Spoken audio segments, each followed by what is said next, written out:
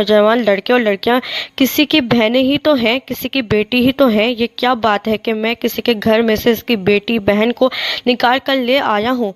मैं गा रहा हूँ और ये मेरे गाने पर नाच रही हैं। तो मेरे प्यारों, आज मुझे तुम्हें एक गाने वाले की ज़रूरत नहीं है। आज तो किसी ऐसे रहबर की ज़रूरत है जो ये बताए, जो किसी माँ को ये बताए कि इसकी दुआ से हज़रत अब्दुल कादिर जिलानी वक्त के वली बने। आज तो हमें किसी फातिमा ज़हरा रज़ी अल्लाह तआला अन्हा की ज़रूरत है, जिसकी दुआ से हज़रत इमाम हसन रज़ी अल्लाह तआला अन्हा और हुसैन रज़ी अल्लाह तआला अन्हा बने। सुबहान अल्लाह। अगर आपको ये मेरी वीडियो अच्छी लगे तो उसको लाजमी लाइक करें, शेयर करें और मेरा चैनल लाजमी सब्सक्राइब करें। शुक्रिया। अस्सलाम वालेकुम।